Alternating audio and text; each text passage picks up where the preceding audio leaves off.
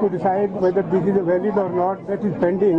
In spite of this fact, they will allocate independent separate seats in the Rajya Sabha, and as we taken away from, this is a mere hijack and murder of the democracy.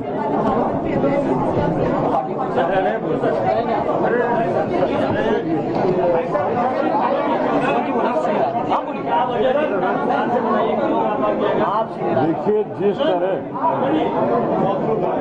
तरह संविधान को अवहेलना करके TMC के साथ जो कुछ हुआ है, आम आदमी पार्टी के साथ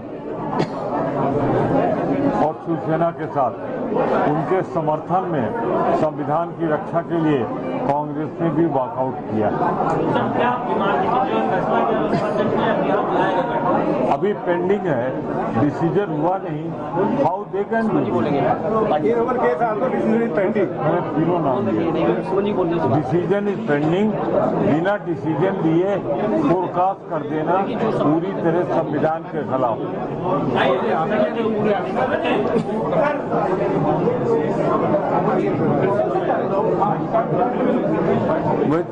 टुडे उठाया उस सवाल के साथ हम सब लोग हैं, और ये पार्टी में जो टूट हो रही है वो भारतीय जनता पार्टी की सरकार के साथ पर टूट हो रही है। जानबूझ करके दलों में टूट पैदा करना और अनावश्यक रूप से बहुमत जुटाना ये इनकी नीयत बन गई है।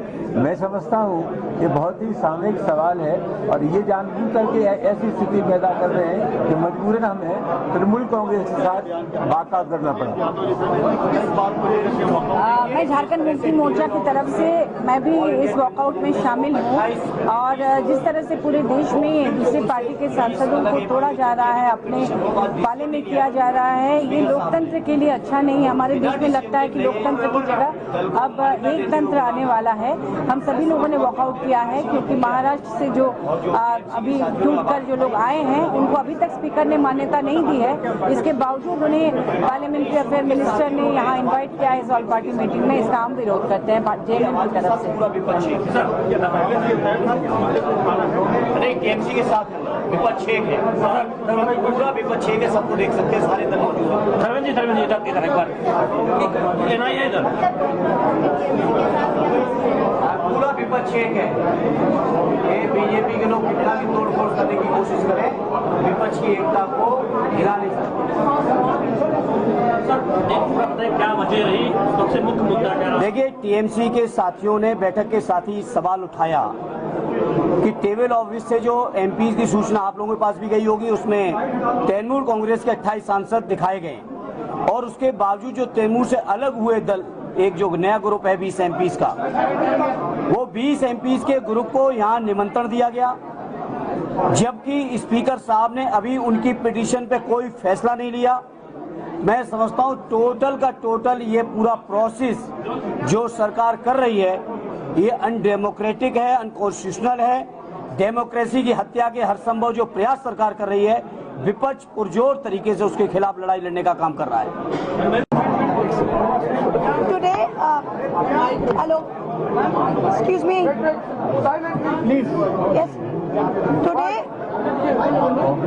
today the entire opposition, all parties including the Indian National Congress, the Samajwadi Party, the DMK, the JMM, the Aam Aadmi Party, the National Conference, the left parties, the Shiv Sena UBT have all walked out of the all party meeting in protest because the so-called NCPI, which is an unrecognized party, the strength of the All India Trinamool Congress in the list provided by the table office is shown to be 28 members.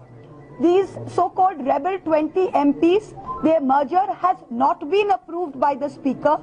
The 20 disqualification petitions are still pending. After the 91st amendment, there is no room for a separate block.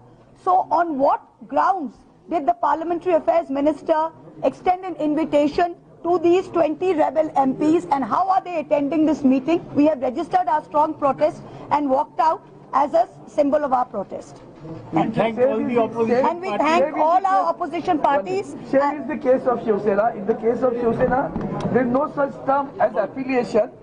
the Honorable Speaker has written appellation is granted to them. Where is that term in the books of law? The Schedule 10 doesn't say anything about that, and therefore we too have protested against it and walked out of the way. We all support that. We all support. Yeah, thank you, sir. Thank you. Let me speak. Let me आप बोलना चाहते हैं आम आदमी party Yes, let me speak. I am from Aam Aadmi Party. In our case, out of 10 MPs of the Rajya Sabha, 7 has been hijacked, and our petition for the to decide whether this is valid or not, that is pending. In spite of this fact, they have allotted independent separate seat in the Rajya Sabha and has been taken away from. This is a mere hijack and murder of the democracy.